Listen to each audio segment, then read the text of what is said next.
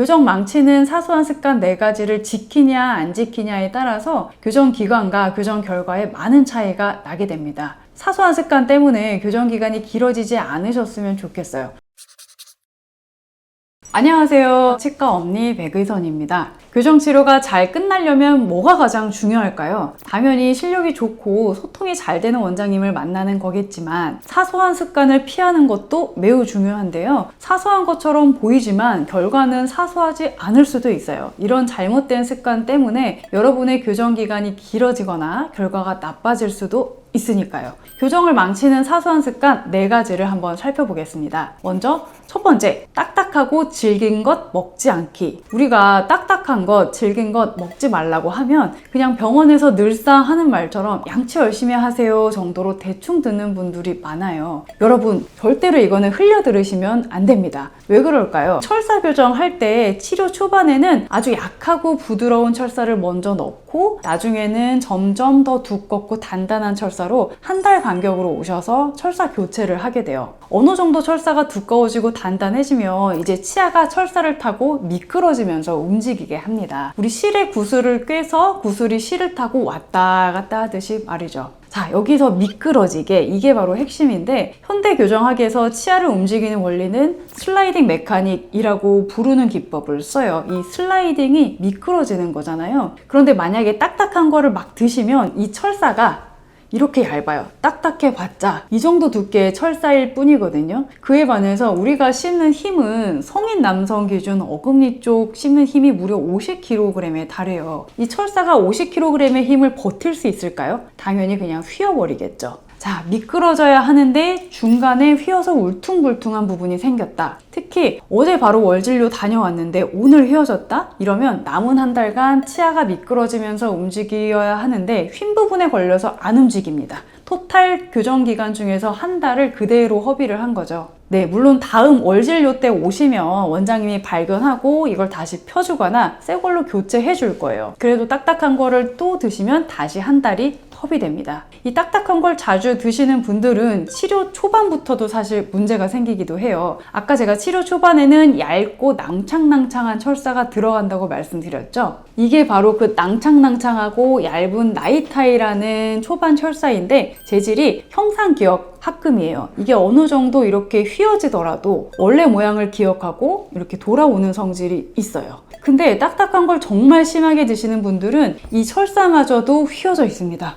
지속적으로 아주 강한 힘을 계속 받으면 형상기억 합금조차도 영구 변형이라는 게 생기게 되거든요. 당연히 또 치료기간이 길어지게 됩니다. 딱딱한 음식의 대표적인 건 얼음, 견과류, 딱딱한 사탕 등이 있겠고 질긴 음식은 오징어 같은 건어물이 있겠죠. 조심하셔야 되고요. 이런 음식 잘못 먹다가 철사만 휘는 게 아니라 장치가 딱 하고 떨어져 버리면 다시 또 예약 잡고 붙이러 오셔야 되고 이런 과정들도 다 치료기간이 길어지게 하는 원인이 됩니다. 음식만 주의할 게 아니라 우리 중고등학생 친구들 공부하느라 스트레스 많이 받죠. 이 공부할 때 볼펜 꼭지를 꼭 치아로 씹으면서 공부하는 습관이 있는 친구가 있었어요. 올 때마다 장치가 맨날 2-3개씩 깨져 있고 떨어져 있고 철사는 매번 우글우글 휘어 있고 이러면 치료 기간이 너무너무 길어집니다. 절대 안 돼요. 이거는 꼭 고쳐야 할 습관이에요. 지금까지는 클리피쉬나 데이먼 같은 철사가 들어가는 브라켓 교정에 준해서 말씀드린 거고요. 만약에 철사 교정이 아니라 인비절라인 투명 교정이다.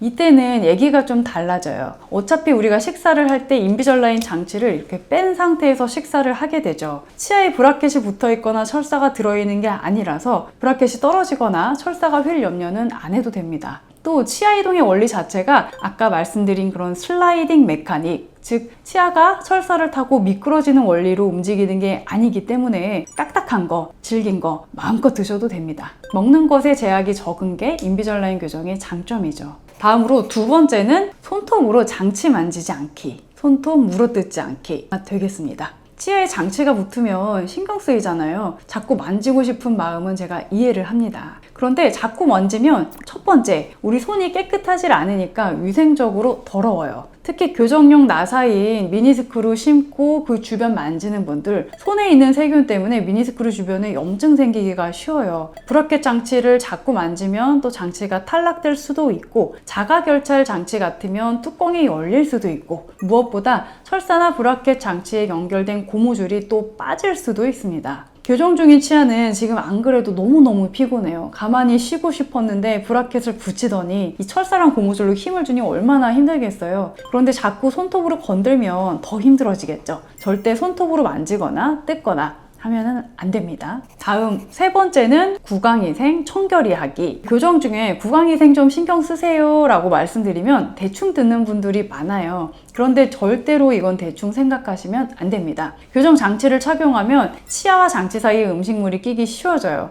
게다가 양치질은 더 하기가 어려워져요. 브라켓 주변이나 철사 뒤쪽은 칫솔모가 접근이 잘 안 되니까요. 그러면 축지 위험이 당연히 높아지겠죠. 특히 교정 중간에 끈적한 음식을 드신다면 충치를 잘 만들기 때문에 안 먹는 게 좋습니다. 캐러멜, 껌, 젤리 같은 것들은 교정 장치에 달라붙어서 치아를 썩게 만들죠. 자, 만약에 교정 중에 충치가 생겼다. 치료를 얼른 해야겠죠. 치료를 하려면 브라켓을 떼야 됩니다. 브라켓을 떼고 다시 붙이는 이런 과정들이 다 치료 기간을 길게 만드는 거예요. 그래서 교정 중에는 양치질을 잘 해야 되고요. 치간 칫솔이나 치실을 또 잘 써야 됩니다. 철사가 있는데 치실을 어떻게 쓰냐고 하시겠지만, 철사가 이렇게 지나가고 있어도 어금니에 치실을 넣어보면 딸깍딸깍 하고 통과하는 지점까지는 치실이 다 들어가요. 이 부위만 청소를 해줘도 인전면 충치라고 해서 치아와 치아끼리 맞닿는 면에 생기는 충치는 많이 줄어듭니다. 또 치간 칫솔은 이 철사 뒤쪽에 브라켓 주변을 닦는 데 써야 하는데, 닦는 법은 지난 영상 참고하시면 좋겠습니다. 마지막으로 네 번째, 이 약물지 않기. 철사 교정에서도 특히 발치 교정에 해당되는 얘기인데요. 아까 치아가 철사를 타고 미끄러지듯이 움직여야 된다고 말씀드렸죠. 발치 교정은 발치한 공간으로 주변 치아들이 미끄러져 와야 발치 공간이 빨리 닫히고 치료가 잘 마무리가 됩니다. 그런데 이 악무는 습관이 있으면 위아래 치아들이 콱 맞물린 상태가 돼서 앞뒤로 움직이지를 못해요. 나 앞으로 가야 되는데 위에서 누가 내 머리를 계속 아래로 누르고 있으면 갈 수가 없겠죠.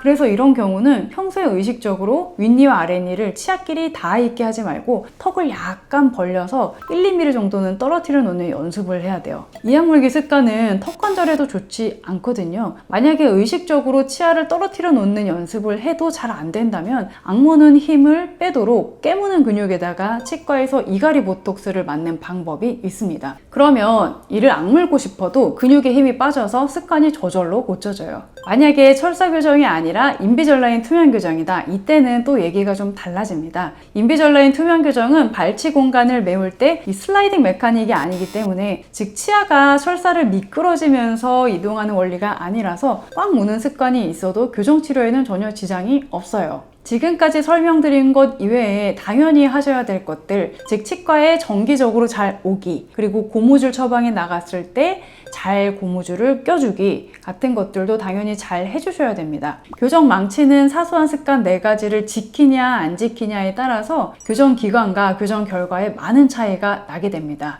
사소한 습관 때문에 교정 기간이 길어지지 않으셨으면 좋겠어요. 궁금한 점이 있으면 댓글 남겨주시면 성실하게 답변 드릴게요. 오늘도 시청해 주셔서 감사합니다.